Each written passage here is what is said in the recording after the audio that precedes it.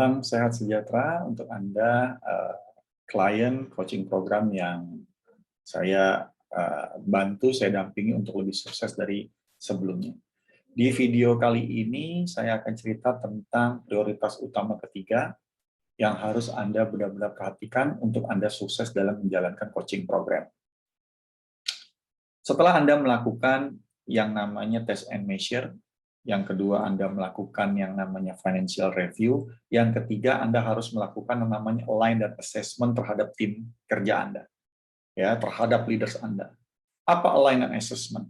Anda membuat keselarasan, bersinergi, dan Anda menilai apakah mereka cocok atau tidak berada di perusahaan Anda, berada di jabatan yang Anda percayakan kepada mereka. Yang pertama adalah leader assessment.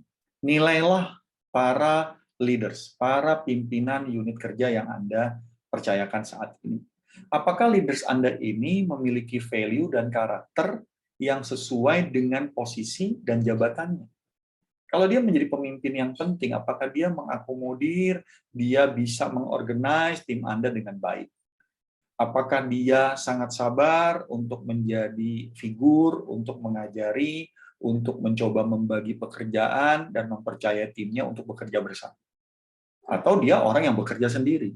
Dia memiliki tim pun, timnya tidak diatur, timnya tidak bisa bekerja sama dengan mereka, bahkan terjadi saling salah menyalahkan, bahkan leaders ini menghambat potensi yang ada di anak buahnya.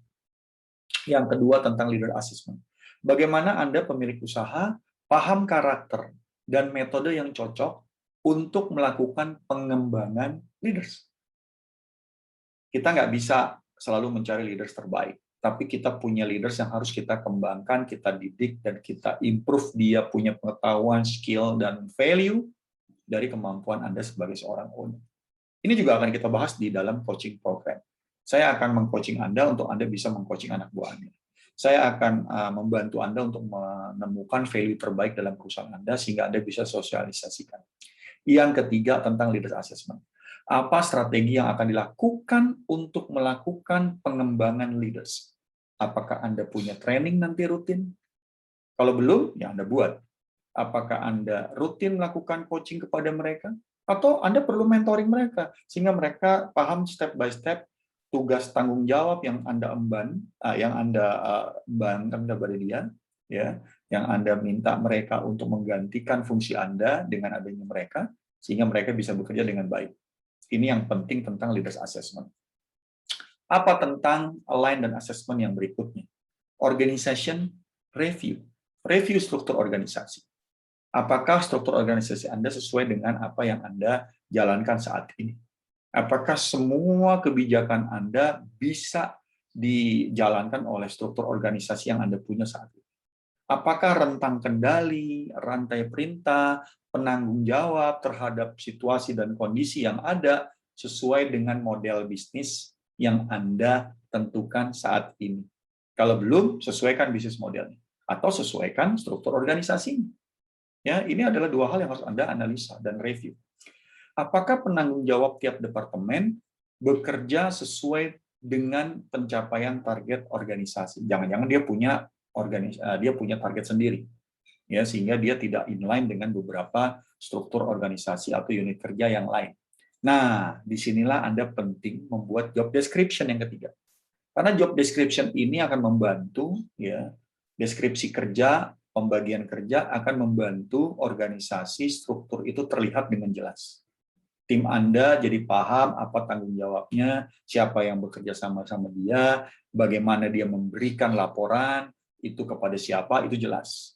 Ya, lihat apakah semua fungsi kerja dari tiap leaders ini dan tim kerja sudah terdeskripsi.